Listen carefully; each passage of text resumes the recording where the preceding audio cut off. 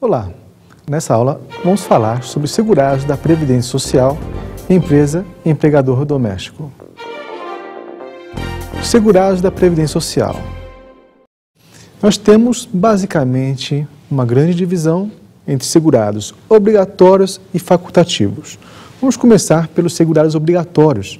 Eles são divididos em 5 categorias: empregado, empregado doméstico, trabalhador avulso, contribuinte individual e segurado especial. Vamos começar a falar sobre empregado. Nós temos aí um rol extenso e você deve estudar bastante, mas vamos enumerar esse rol. O primeiro caso é aquele que presta serviço de natureza urbano-rural à empresa em caráter não eventual sob sua subordinação e mediante remuneração, inclusive como diretor empregado. Esse aí é o clássico dos empregados, né? Remuneração, subordinação, serviços não eventuais. Isso aqui está, por exemplo, na CLT, na Lei dos Empregados. Mas nós temos agora uma continuação desse rol que caracteriza as pessoas que estão aí como empregados e cai em concurso público, você deve saber. O próximo, então, é aquele que contratado por empresa de trabalho temporário por prazo não superior a 3 meses, prorrogável, presta serviço para atender a necessidade transitória de substituição de pessoal regular e permanente ou acréscimo extraordinário de serviço de outras empresas na forma da legislação própria. Esse caso é o caso do empregado temporário. As pessoas que vão trabalhar temporariamente são consideradas empregadas. O brasileiro ou estrangeiro domiciliado e contratado no Brasil para trabalhar como empregado no exterior em sucursal ou agência de empresa constituída sob as leis brasileiras e que tenha sede e administração no país. Nesse caso, podemos usar como exemplo o Bradesco, por exemplo. O Bradesco, você sabe que é uma empresa brasileira constituída sob as leis brasileiras e tem sede e administração no país. Se o Bradesco abrir uma agência lá no exterior, por exemplo, o Bradesco abriu uma agência no Paraguai, lá em Cidade Oeste, né?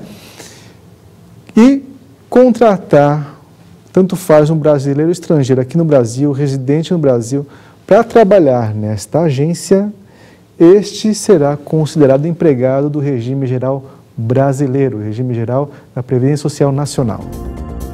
O próximo é o brasileiro estrangeiro domiciliado e contratado no Brasil para trabalhar como empregado em empresa domiciliada no exterior, com maioria do capital votante pertencente à empresa constituída sob as leis brasileiras que tenha sede e administração no país e cujo controle efetivo esteja em caráter permanente sob a titularidade direta ou indireta de pessoas físicas domiciliadas e residentes no país ou de entidade de direito público interno. Este aqui, como exemplo, podemos também usar o Bradesco. Imagina você que o Bradesco, que é uma empresa constituída sob as leis brasileiras, né, que é uma empresa 100% brasileira, tem ali um banco no exterior. O Bradesco ser dono de um banco no exterior, para qualquer empresa ser dona de outra empresa, tem que ter o quê? A maior quantidade de capital com direito a votos. Então imagina que o Bradesco é dono de uma empresa lá no Paraguai, com maior quantidade, o Bradesco tem maior quantidade de ações com direito a votos.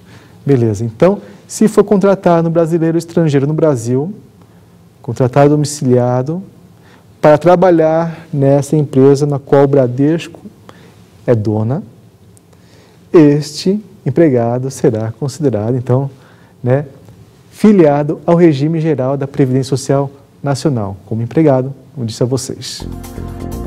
O próximo, aquele que presta serviço no Brasil à missão diplomática ou à repartição consular de carreira estrangeira e a órgãos a elas subordinados ou a membros dessas missões e repartições, excluídos os não brasileiros sem residência permanente no Brasil e o brasileiro amparado pela legislação previdenciária do país da respectiva missão diplomática ou repartição consular.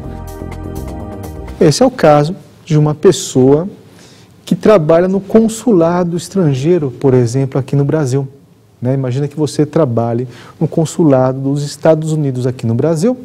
Então, você será considerado empregado do regime geral da Previdência Social. A não ser, está excluído, quem está excluído?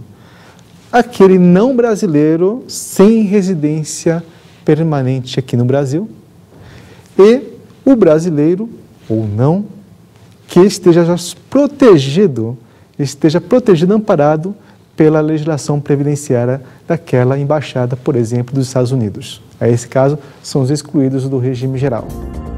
Temos aí outra situação, um brasileiro civil que trabalha para a União no exterior em organismos oficiais internacionais dos quais o Brasil seja membro efetivo, ainda que lá domiciliado e contratado, salvo ser amparado por regime próprio de previdência social.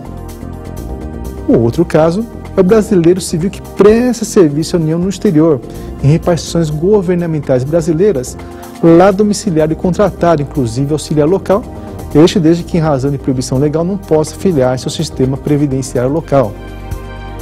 Esse é o caso, por exemplo, de uma pessoa que trabalha em embaixada no Brasil no exterior, né? Então imagina um brasileiro trabalhando na embaixada do Brasil no exterior, será empregado do regime geral, a não ser que ele já tenha o seu regime próprio. E no caso do auxiliar local é a pessoa que ajuda a ambientalizar, né, aqueles brasileiros que trabalham na embaixada. Também serão empregados, mas desde que estes não possam filiar-se ao sistema previdenciário daquela localidade.